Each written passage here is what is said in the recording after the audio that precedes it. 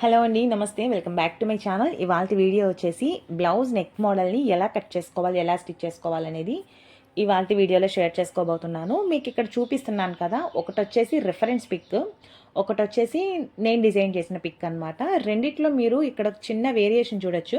రిఫరెన్స్లో ఏంటంటే కొంచెం వైడ్ ఉంది, బట్ నేను డిజైన్ చేసింది కొంచెం దగ్గరగా ఉంది. సో రెండింటికి లిటిల్ బిట్ డిఫరెన్స్ అనమాట. పెద్ద తేడా అయితే ఏం లేదు.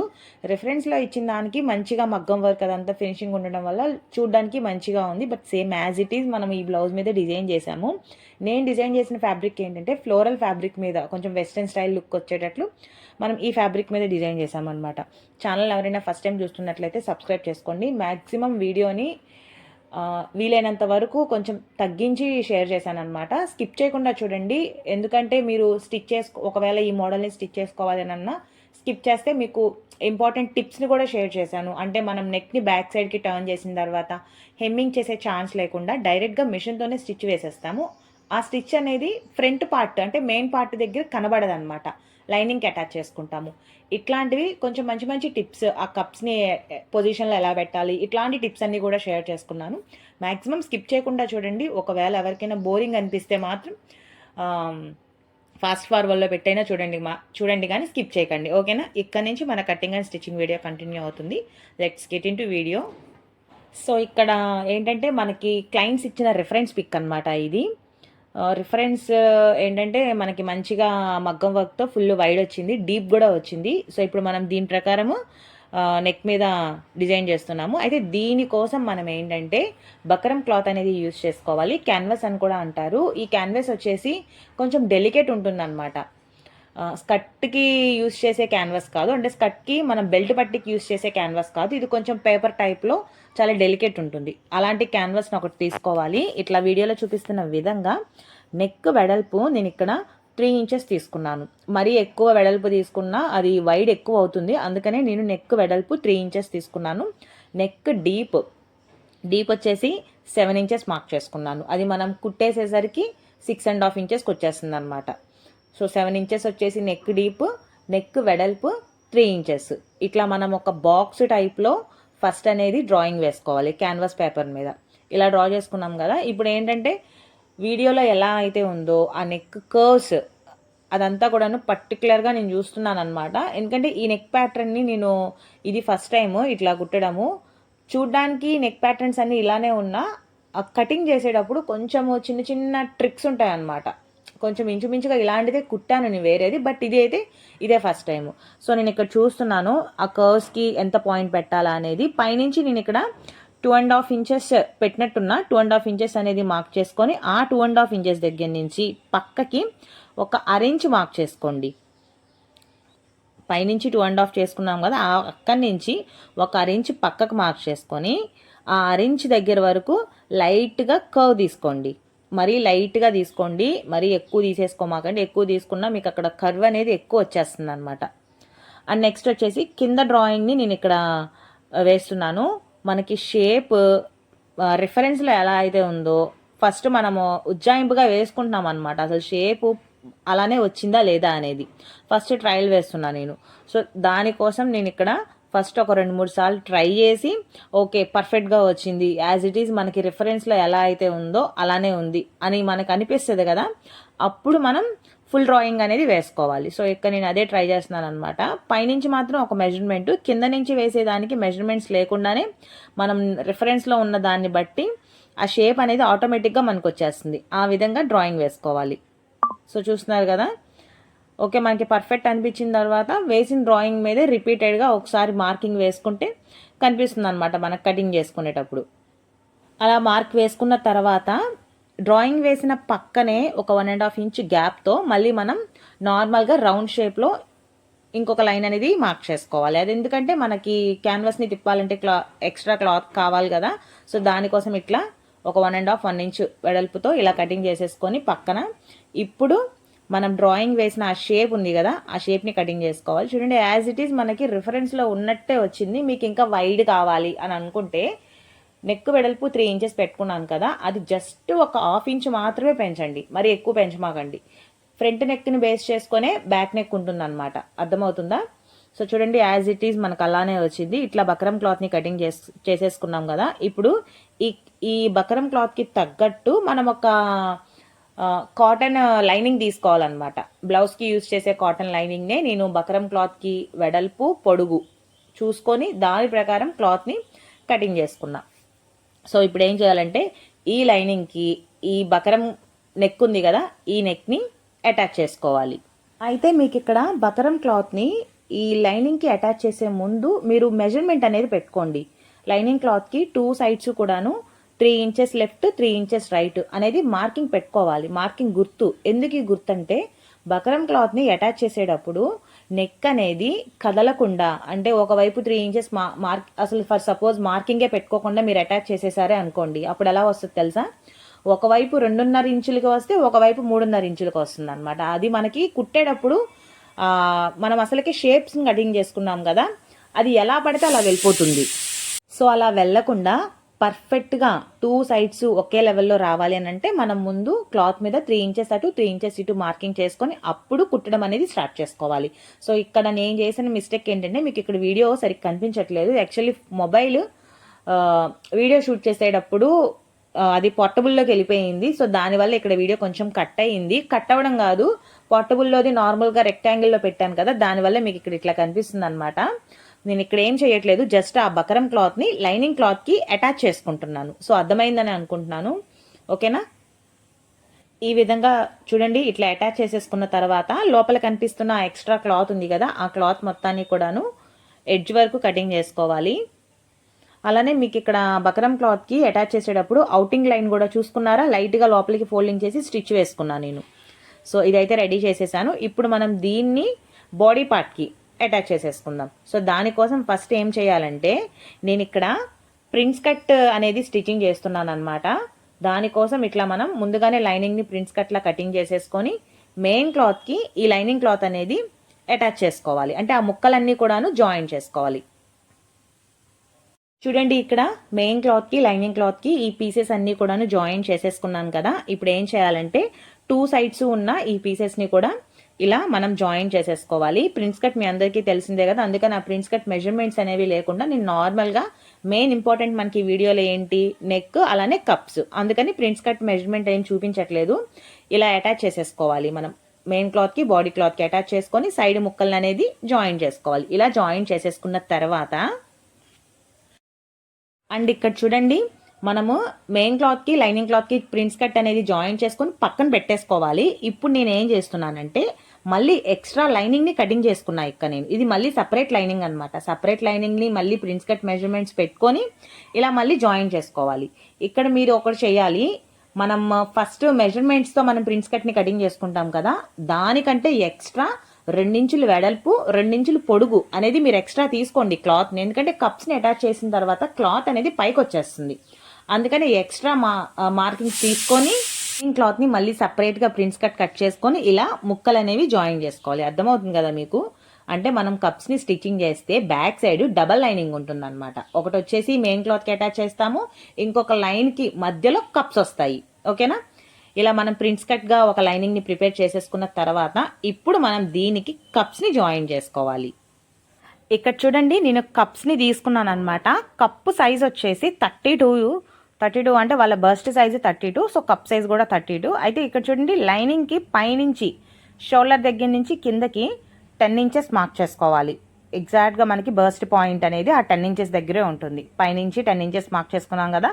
ఇప్పుడు ఈ కప్స్ని ఏవైతే ఉన్నాయో ఆ కప్స్ని మనం ఎగ్జాక్ట్గా ఆ ప్రిన్స్ కట్ షేప్ ఉంది కదా, ఆ షేప్ దగ్గర పెట్టుకోవాలన్నమాట. ఈ కప్స్ని జాయిన్ చేసేటప్పుడు కూడా కప్పు సెంటర్లోకి వచ్చిందా లేదా అనేది 1కి 2 సార్లు చెక్ చేసుకొని మనం అక్కడ పెట్టుకొని లోపల అనేది పెట్టి స్టిచ్ చేసుకోవాలి. స్టిచ్ చేసేటప్పుడు ఒకసారికే స్టిచ్ చేసేసుకోండి. రఫ్ లాగేసి నేను బయటికి లాగేస్తున్నాను అనమాట. మనకు ఆ పాయింట్ దగ్గరే క్లాత్ని పట్టుకొని రఫ్ లాగితే సరిపోతుంది. రఫ్ చాలామందికి లాగడం రావట్లేదు. అలా రాకపోతే మీరు మిషన్తో కుట్టినప్పుడే 2-3 సార్లు వెనక్కి ముందుకి అనేది కుట్టండి సరిపోతుంది అనమాట. ఓకేనా? సో కొంతమందికి రఫ్ లాగుతుంటే థ్రెడ్ తెగుతుంది అని అంటున్నారు. సో అంటే రెగ్యులర్గా మిషన్ టైలరింగ్ చేసే వాళ్ళు ఏంటంటే ఆయిలింగ్ వేసి స్టార్టింగ్ 5 మినిట్స్ రన్నింగ్లో పెట్టండి మిషన్ని. సో అప్పుడు మీకు కొంచెం ఇట్లాంటి ప్రాబ్లమ్స్ అన్నీ కూడాను సెట్ అవుతాయి అన్నమాట. ఓకేనా? చూసారా, ఒకటి అయిపోయింది, ఇంకొకటి కూడా సేమ్ అదే పాయింట్లో నేను సెంటర్ పాయింట్ అనేది చూసుకొని రఫ్ అనేది లాగాను నేను ఇక్కడ.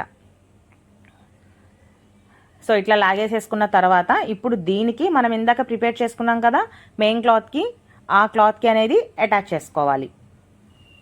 ఇలా మనము కప్స్ని జాయిన్ చేసేసుకున్న తర్వాత ఇక్కడ మీరు చూడండి, అబ్జర్వ్ చేయండి, లైనింగ్ క్లాత్ అనేది పైకి వెళ్ళిపోతుంది. అందుకనే మనము కటింగ్ చేసుకునే ఎక్స్ట్రా ఈ కప్స్ని అటాచ్ చేసుకునే లైనింగ్ క్లాత్ని ఎక్కువ తీసుకోవాలని చెప్పాను. ఇప్పుడు ఏం చేయాలంటే కింద ఉన్న లైనింగ్ క్లాత్, పైన ఉన్న ఈ మెయిన్ క్లాత్ రెండు సెంటర్ పాయింట్ అనేది చూసుకోండి. ఫస్ట్ రెండు సెంటర్ పాయింట్ చూసుకున్న తర్వాత ఆ షోల్డర్ పాయింట్ దగ్గర ఒక స్టిచ్ వేసుకోవాలి. ఇక్కడ స్టిచ్ చేసేటప్పుడు గమనించండి, నేను షోల్డర్ పాయింట్కి వేయట్లేదు, ఓన్లీ నెక్ పార్ట్కి మాత్రమే. షోల్డర్ పాయింట్ మనం 2.5 ఇంచెస్ పెట్టుకున్నాం అనుకోండి, ఆ 2.5 ఇంచెస్ వదిలేసి నెక్ పార్ట్కి మాత్రమే స్టిచ్ వేసి పక్కకు లాగేసా. చూసారా మీరు, పైన మొత్తము నేను షోల్డర్ అంతా కుట్టలేదు, పక్కకు లాగేశాను. ఇప్పుడు బ్యాక్ సైడ్కి తిప్పుకొని మీకు బ్యాక్ సైడ్ సెంటర్లో ఆ లైన్ గీత అనేది కనిపిస్తుంది, గమనించారా? మనకి ఫోల్డింగ్ ఎలానో ఉంటుంది, లైనింగ్ ఫోల్డింగు, ఆ గీత పైనుంచి ఒక 6 ఇంచెస్ జస్ట్ మామూలుగా మీరు ఒక కుట్టు వేయండి. ఎందుకంటే కింద ఉన్న మెయిన్ క్లాత్, కప్స్ని అటాచ్ చేసిన ఈ లైనింగ్ క్లాత్ రెండు మూబుల్ కాకుండా ఈ కుట్టు అనేది సపోర్టివ్గా ఉంటుంది అండ్ దట్టు మనము నెక్ పార్ట్ని అటాచ్ చేసేటప్పుడు కరెక్ట్గా సెంటర్లోకి వస్తుంది అనమాట. ఎగ్జాక్ట్గా కొంతమందికి నెక్ని అటాచ్ చేసుకున్న తర్వాత పక్కకు వచ్చేస్తుంది ఆ షేప్ అనేది. అలా షేప్ అవుట్ అవ్వకుండా ఉండాలి అని అంటే ఇలా సెంటర్లో ఒక కుట్టు వేసుకోండి. వేసేసుకున్నాం కదా, ఇప్పుడు సెంటర్ పాయింట్ని బేస్ చేసుకొని అటు 3 ఇంచెస్ ఇటు 3 ఇంచెస్ మళ్ళీ మనం మార్కింగ్ చేసుకోవాలి. ఇలా మార్కింగ్ చేసుకొని మనం ముందు ఈ నెక్ని సపరేట్గా మనం బక్రమ్ క్లాత్కి అటాచ్ చేసుకున్నాం కదా, దానిని ఈ మార్కింగ్ చేసిన ఈ 3 ఇంచెస్ ఎక్కడైతే ఉన్నాయో అక్కడ పెట్టుకోవాలి. ఇట్లా పెట్టుకున్నాం కదా, సో ఇప్పుడు ఆ బక్రమ్ క్లాత్ని ఇట్లా పెట్టుకొని మనము కుట్టడం అనేది స్టార్ట్ చేసుకోవాలి. మీరు ఖచ్చితంగా ప్రతి ఒక్కసారి నెక్ని కుట్టేటప్పుడు ఈ 3 ఇంచెస్ అనేది మార్కింగ్ చేసుకోండి. అలా చేసుకుంటేనే నెక్ అనేది పర్ఫెక్ట్ వస్తుంది. సో చూసారా, ఈ విధంగా నీట్గా నిదానంగా లేట్ అయినా పర్వాలేదు, ఇట్లా మనకి ఆ కర్వ్స్ ఏవైతే ఉన్నాయో అవి పర్ఫెక్ట్గా రావాలి అని అంటే స్లోగా స్టిచ్ చేస్తేనే మీకు ఆ నెక్ లైన్స్ అనేవి పర్ఫెక్ట్గా వస్తాయి. నేను ప్రతి ఒక్కసారి పాదాన్ని పైకి ఎత్తి దింపి కుడుతున్నాను అనమాట, ఎందుకంటే ఆ షేప్ పర్ఫెక్ట్గా రావాలి కదా.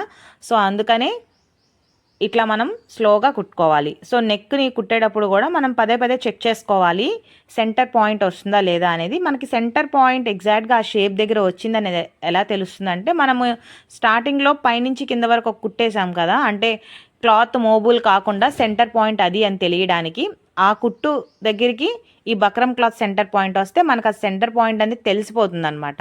సో అందుకనే ఆ కుట్టు అనేది ఖచ్చితంగా వేసుకోవాలని చెప్తున్నాను. నాకు ఎగ్జాక్ట్గా వచ్చింది, ఆ షేప్ దగ్గరికి మనం వేసిన కుట్టు అనేది ఎగ్జాక్ట్గా వచ్చింది. సో ఇట్లా మనం ఆ నెక్ లైన్ మొత్తాన్ని కూడాను వీడియోలో చూపిస్తున్న విధంగా స్టిచ్ చేసుకోవాలి.